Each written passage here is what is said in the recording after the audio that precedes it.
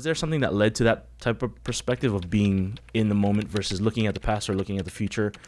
Yeah. And specifically, I put it in the book was, my first, gosh, it even starts a little bit before the Navy, is when I didn't experience much death from like family and friends in the early ages of my life. I was so blessed. Like all my grandparents were alive, my parents, my brothers, my sister, my aunties, my uncles, my friends, everyone was alive pretty much my whole life. So I didn't really face funerals or deaths that much. It was mostly graduations or marriages, Sure. Those kind of things. So, so I remember just laying in bed in high school, and I remember I really feared the idea of death.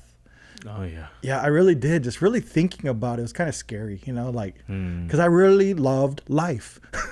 I really, as much as we had all these challenges in life, I still loved it. I loved people. I couldn't imagine not being here, especially in high school and you're young. And, it's just like, I don't know. I had a fear of it already, right? And I don't know if that birthed from, my near-death experience or what, but, I had that. And so, in high school, one of my best friends, DeMarco Mason, met him my freshman year. He was a starter on the varsity basketball team. I was like on freshman B team. I wasn't even on A team yet. But I looked up to him so much because I could not believe he was a freshman starting varsity with tons of seniors. He was just that good, right? And I just really looked up to him.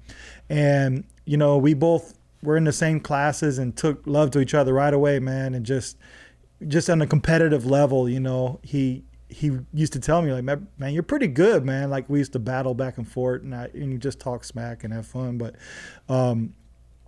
ended up my freshman year working really hard and getting into the varsity as well, being a good defender and stuff. And then from there, man, we just became best friends all the way to senior year. There's one time we were in class senior year, and DeMarco was in the front. I'm in the back. I think it was science class. And he raised his hand. He's like, all right, go to the bathroom. And he's like, yeah, you can go to the bathroom. And then like 2 minutes later, I was like, shucks, I got to go to the bathroom. And then we both leave. We go. And then the class has like 5 minutes left. We both come in. We're drenched with sweat.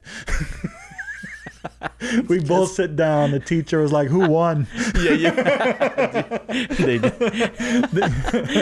They knew. We were teachers' pets, man, especially our senior year. But we got a lot of love from the faculty and staff, so thank you. But just that friendship and that bond, man, I'm actually sorry. I want to correct that. That was junior year. But just that bond that we have, man, we made a commitment that we would, go to college together. We would whatever, right? And so became an opportunity where he got in some big trouble, man, and he wasn't able to go to college. So I ended up going to play football for 1 year. And then when that didn't work out, and I was back at home, 19, trying to figure out what I was going to do. The military situation came up, and it was me and him that both said, like, hey, this is the only way out of our city. So we signed up together on this buddy program. And the buddy program in the Navy was you both go to boot camp, you both go to A school, and you both get stationed together. So we were like, man, we can, join the Navy team basketball. We just had all these ideas of just getting out of the city. Yeah. We didn't want to drown in, the age we were, just wasn't smart being there. And so when it came to taking the tests, I passed them all. He didn't pass one. And it was, it was hard because, that kind of test was, something you got to wait 30 days before you take it again. And Gotcha. The timing of everything, like I had to go, but the recruiter told us like, hey, if he passes it in 30, you guys are still good, And so I went to boot camp. He called. He's like, man, I'm taking the test next week. We're all good. I'm like, awesome. Got out of boot camp, came back home, and he was there, and he was like, man, something about the test, I have to wait. I didn't pass that one. I got to wait again. I'm like, dang. So I ended up going to my A school, and A school is about 2 months in Mississippi. Then went to Pearl Harbor. So we're talking about 6 months swing now. I'm now stationed in Hawaii. And I think about 4 or 5 more months in, 10 months, I got an email. We were out to sea, and I got an email from my grandma. He got shot and killed. And shot multiple times at 4 a.m. and on the way to the hospital, he was dead. And, that was that was challenging, man, to, you know, even now. But just being young, you know, and just being my brother, you know, he lived with us in our house for like a year or two, just having the struggles. He didn't have a mom or dad. They both died when he was really young, and he still had the headspace and good head on his shoulders and trying to fight to do good. And just, you know, when I found that out, man, it wrecked me. You know, I was alone. I felt alone. I had all my shipmates, but they didn't understand. Yeah. You know, it's we're all new relationships, so I felt alone, and it was a hard season. But you know, I think there was 2 lanes I could choose to go down, and this is God, and God alone can do something like this. But he basically, I could feel the lane of drowning in sorrow. And then I seen another lane that said, live for me. I mean, it's like DeMarco's voice versus like anything else. It's like, look, live for me. I'm gone now. Why are you going to waste, you know, life and go down this lane when you're alive, buddy?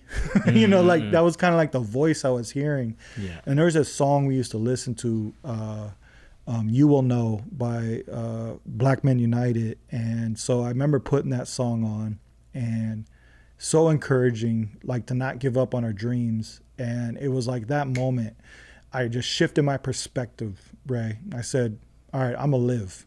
You know what I mean? Like, not that I'm going to die, but I'm going to live. And I'm going to look at every moment like, you know, appreciative. I'm alive. You know, I could have been him, because if I would have stayed home, I would have been right next to him, walking out of that party at the time he did to go back to the car he did. I would have been right there, you know? And so I look at it like, man, I need to live for him, you know? And so when later in life, when I learned what Jesus did for me, what Jesus died for me, I felt that same feeling. Like Jesus is on a whole nother level, man. He's on the level of understanding every level of human pain, thought, and emotion, and had one of the worst crucifixions in time in history.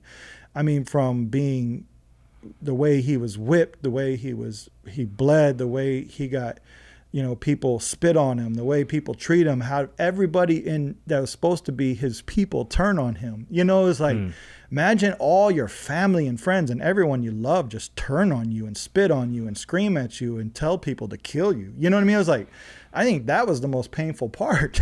You know what I mean? Like, hit me all day, but gosh, you're my people. You know what I mean? Like, so just thinking of that pain of Jesus, and for him to die and resurrect and tell us now live for him, you know, it kind of connected these dots. So to answer your question, man, my perspective shifted, just understanding how real death is, how short life is, and how appreciative I am of having this opportunity, having an opportunity to wake up and look and say, I get a chance today, you know, like don't take it for granted. And that's kind of part of the curse we live in our bodies, is we take things for granted until we realize they're gone. It's like, it's like we never appreciate things to the level we should until they're gone. Like it takes Michael Jackson to die until people really appreciate him at the level that he delivered his music, or, you know, it's like until they are dead and gone, and then we're like, oh, we want to now honor, or, you know, these kind of things. So